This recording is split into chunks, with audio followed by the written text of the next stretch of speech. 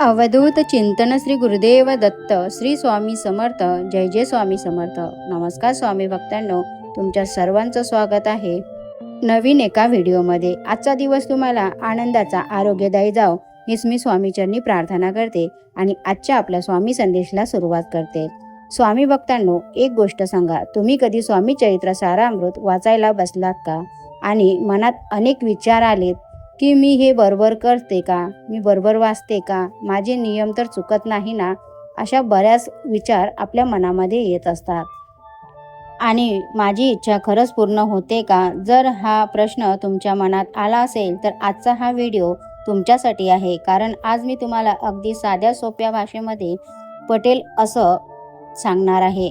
स्वामी चरित्र सारामृत वाचताना कोणत्या गोष्टी लक्षात ठेवायच्या आहेत, कोणते नियम पाळले पाहिजे आणि सर्वात महत्त्वाची गोष्ट म्हणजे वाचनातून मनातील इच्छा पूर्ण होण्यामागचे रहस्य कोणते आहे, हे आज आपण या व्हिडिओमध्ये पाहणार आहोत. स्वामी भक्तांनो, हा व्हिडिओ शेवटपर्यंत बघा. हा व्हिडिओ नक्की पहा. शेवटी मी एक अशी गोष्ट तुम्हाला सांगणार आहे, ते अत्यंत प्रभावी अशी गोष्ट आहे जी अनेक भक्तांच्या आयुष्यात महत्त्वाची ठरली आहे. स्वामी भक्तांनो, तुम्ही आपल्या चॅनलवर नवीन असाल तर कृपया चॅनलला सबस्क्राईब, लाईक आणि शेअर करा. एक गोष्ट लक्षात ठेवा, मनातील इच्छा पूर्ण होतील. आपण खूप भक्तांना बघतो, काही लोक नित्य पाठ करतात, काही लोक पारायण करतात आणि काही लोक स्वामींचा जप करतात. पण तरीसुद्धा ते म्हणतात, मी इतकं वाचन केलं आहे, मी इतकं पारायण केलं आहे, तरीही माझ्या मनासारखं काही होत नाही. आणि काही लोक अगदी साधं वाचन करतात पण त्यांचं आयुष्य पूर्णपणे बदलायला सुरुवात होते. मग भक्तांनो, फरक नेमका कुठे आहे? फरक काय आहे? नियमामध्ये नाही तर भावनांमध्ये आणि निष्ठेमध्ये. आणि आज आपण हेच समजून घेणार आहोत. आधी आपण समजून घेऊया श्री स्वामी चरित्र सारामृत म्हणजे नेमकं काय. तर स्वामी भक्तांनो, श्री स्वामी चरित्र सारामृत म्हणजे श्री स्वामी समर्थ महाराजांचे चरित्र सांगणारा एक दिव्य ग्रंथ आहे. हा ग्रंथ केवळ कथा नाही, हा ग्रंथ म्हणजे स्वामींच्या कृपेचे जिवंत रूप आहे. अनेक भक्त मानतात आणि सेवा मार्गातही हेच सांगितलं जातं. या ग्रंथाच्या नित्य वाचनाने आयुष्य, आरोग्य, संतती, संपत्ती आणि संकटातून सुटका मिळते. आणि म्हणूनच गुरु माऊली परमपूज्य अण्णासाहेब मोरे यांच्या दिंडोरी प्राणित सेवा मार्गात या ग्रंथाचा नित्य वाचन केलं जातं.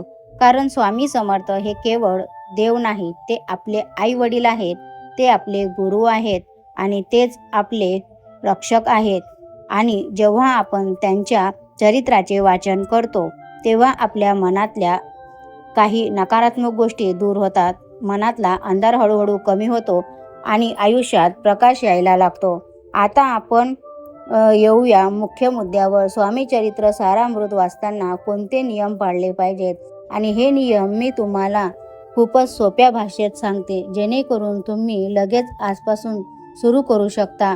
पहिला नियम, 3 अध्याय भक्तांना सेवा मार्गात सांगितले जातं की रोज 3 अध्यायाचे वाचन केले पाहिजे. म्हणजे जे अध्याय वाचले उद्या त्यानंतर असा क्रम ठेवायचा. आणि विशेष सांगितलं जातं की हे वाचन गुरुवारपासून सुरू करावं, कारण गुरुवार हा गुरूंचा दिवस आणि स्वामी समर्थ हे गुरु रूपातच आहेत.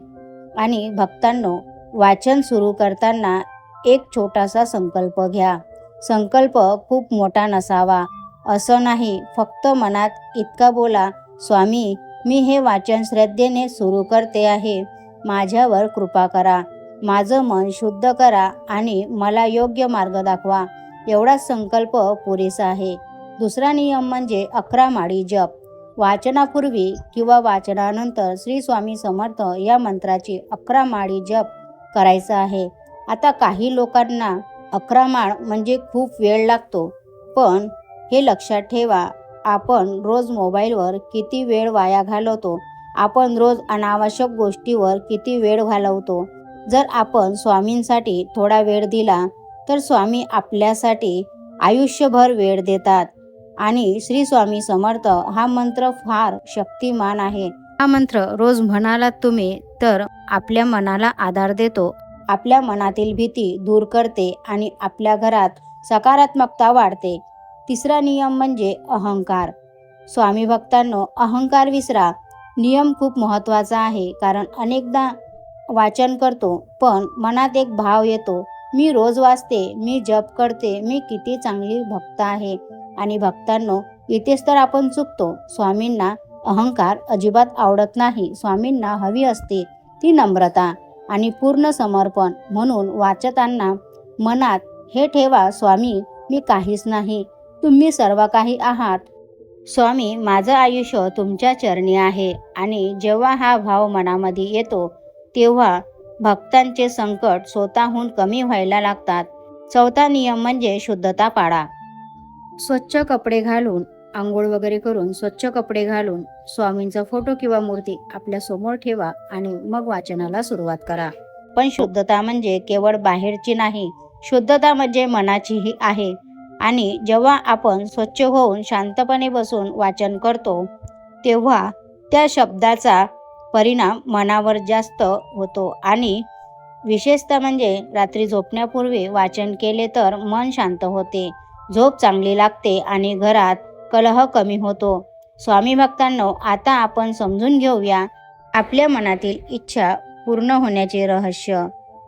एक गोष्ट लक्षात ठेवा, स्वामी समर्थ आपल्या मनातील प्रत्येक इच्छा पूर्ण करतात. पण योग्य इच्छा म्हणजे जे तुमच्या भल्यासाठी आहे, जे तुमच्या आयुष्याला योग्य दिशा देणारा आहे, ते स्वामी नक्की देतात. काही वेळा आपण हट्ट करतो आणि स्वामी आपल्याला ते देत नाहीत, कारण स्वामी आपल्याला दुखवण्यासाठी नाही तर वाचवण्यासाठी थांबवतात. आणि म्हणूनच भक्तांनो, वाचन करताना तुमची इच्छा स्वामींना, अगदी आईला आपण सांगतो त्याप्रमाणे सांगा. मनात कुठलाही बनवटपणा ठेवू नका. काही लोक म्हणतात, स्वामी मला हे हवंय, पण आतून त्यांचा विश्वासच नसतो. आणि काही लोक म्हणतात, स्वामी मला जे योग्य असेल ते द्या, पण माझं मन शांत करा. आणि स्वामी त्यांना खूप मोठं देतात. म्हणून भक्तांनो, वाचन करताना स्पष्ट बोला, स्वामी माझ्या मनात ही इच्छा आहे, मी तुमच्या चरणी ठेवते, तुम्हाला जे योग्य वाटेल ते करा. स्वामी भक्तांनो, हा भाव मनामध्ये आला की तुमची इच्छा पूर्ण होण्याची प्रक्रिया सुरू होते. स्वामी भक्तांनो, आता मी तुम्हाला एक महत्त्वाची गोष्ट सांगते. संकल्पयुक्त पारायण म्हणजे वाचन केवळ सवयीने नको, वाचन हे संकल्पनाने करा. संकल्प म्हणजे मन एकाग्र करून ठरवणे. उदाहरणार्थ, स्वामी माझ्या घरात सतत त्रास आहे, मी हे वाचन 11 दिवस नित्य नियमाने करते. किंवा स्वामी माझ्या मुलांचं शिक्षण अडकलेलं आहे, मी हे वाचन 21 दिवस मनापासून श्रद्धेने करते. पण भक्तांनो, संकल्प घेतला की तो पूर्ण करा, मध्येच सोडू नका. कारण स्वामी समर्थ हे आपल्या भक्तांची खूप परीक्षा घेतात आणि जे फक्त टिकतात त्यांना स्वामी भरभरून देतात. आता स्वामी भक्तांनो, अनेक भक्तांचे अनुभव मी ऐकले आहेत.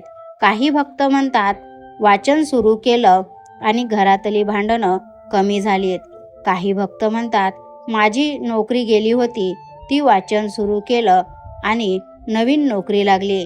काही म्हणतात, लग्न माझं जमत नव्हतं, मी स्वामींच्या चरणी इच्छा सांगितली आणि मला योग्य स्थळ मिळालं. काही म्हणतात, दारिद्र्याचा काळ होता, कर्ज वाढलं होतं, कर्ज फिटत नव्हतं, मला मार्ग मिळत नव्हता, पण मी वाचन सुरू केलं आणि हळूहळू मार्ग निघत गेला. स्वामी भक्तांनो, हे चमत्कार नाहीत, हे स्वामींची कृपा आहे. पण ही कृपा मिळते तेव्हा नित्य आणि निष्ठा ठेवली तर. स्वामी भक्तांनो, आता आपण बोलूया गुरुमाऊली परमपूज्य अण्णासाहेब मोरे यांच्या मार्गदर्शनाबद्दल, कारण हा ग्रंथ दिंडोरी प्रणीत सेवा मार्गात अत्यंत महत्त्वाचा मानला जातो. गुरुमाऊली अण्णासाहेब मोरे हे श्री स्वामी समर्थ गुरुपीठांचे पीठाधीश आहेत आणि त्यांच्या सेवा मार्गात स्वामींची नित्यसेवा, जप, पाठ आणि सामूहिक सेवा या सर्व गोष्टींना खूप महत्त्व आहे. गुरुमाऊली नेहमी सांगतात, स्वामी ही शक्ती आहे आणि नित्यसेवा केली तर जीवन सोन्यासारखं होईल. भक्तांनो, ही ओळ ऐकायला खूप साधी वाटते, पण याचा अर्थ खूप खोल आहे. कारण सेवा म्हणजे पूजा नाही, सेवा म्हणजे आपल्या मनाचा स्वामींच्या चरणी सतत संपर्क ठेवणे. सेवा म्हणजे आपल्या वागण्यात नम्रता आणणे. सेवा म्हणजे चुकीच्या गोष्टीपासून दूर जाणे. आणि सेवा म्हणजे नकारात्मक गोष्टीपासून दूर जाणे. जेव्हा हे होतं तेव्हा आयुष्य आपोआप बदलायला लागतं. आता आपण जाणून घेऊया वाचनाच्या फायद्यांकडे. कारण अनेक भक्त विचारतात, फक्त वाचन केल्याने काय होतं? तर स्वामी भक्तांनो, वाचनाचे फायदे खूप आहेत, पण मी तुम्हाला मुख्य फायदे सांगते. पहिला फायदा, संकटांपासून आपल्याला मुक्ती मिळते. कारण स्वामींच्या चरित्रात जेव्हा आपण संकटाचे प्रसंग वाचतो तेव्हा आपल्याला समजतं स्वामी संकटात आपल्याला सोडत नाहीत, आणि हा विश्वास आपल्याला आतून मजबूत करतो. दुसरा फायदा म्हणजे चांगले आरोग्य, संपत्ती, संतती मिळते. कारण स्वामी समर्थ हे भक्तांच्या प्रत्येक गोष्टीची काळजी घेतात. तिसरा फायदा, दिव्य ज्ञान प्राप्त होते. म्हणजे आपलं मन हळूहळू बदलत जातं, आपला राग कमी होतो, आपली भीती कमी होते, असुरक्षितता कमी होते. आणि चौथा फायदा म्हणजे आपल्या मनाची शांती. आजच्या काळात आपल्याला आपल्या मनाची शांती ही जास्त महत्त्वाची आहे. आणि स्वामी चरित्र सारामृत वाचलं की मनात एक वेगळाच आधार तयार होतो. वेळ ठेवा. उदाहरणार्थ, रात्री झोपण्यापूर्वी 15 ते 20 मिनिटं. कारण वेळ ठरला की मन तयार होतं.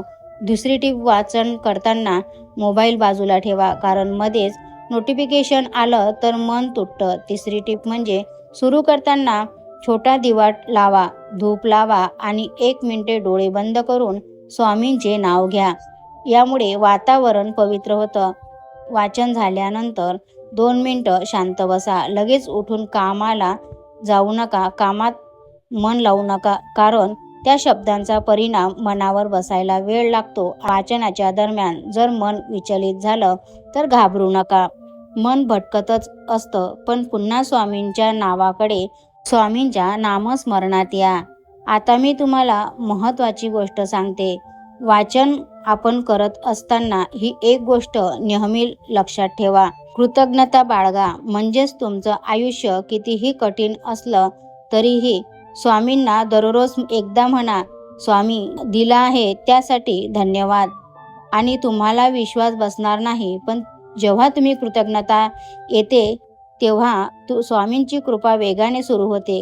पण स्वामींना भक्तांचा विश्वास खूप प्रिय आहे, आणि कृतज्ञता म्हणजे विश्वास. स्वामी भक्तांनो, आता आपण शेवटकडे येतो. मी तुम्हाला एकच विनंती करते, जर तुम्ही आजपर्यंत स्वामी चरित्र सारामृत सुरू केलं नसेल तर आजपासून, गुरुवारपासून सुरू करा. संकल्प घ्या, 3 अध्याय, 11 माळी जप, शुद्धता ठेवा, अहंकार सोडा, स्वामी सेवेत या. खरंच आयुष्याचं सोनं होईल. श्री स्वामी समर्थ. जय जय स्वामी समर्थ. धन्यवाद. चॅनलला सबस्क्राईब, लाईक, शेअर करा.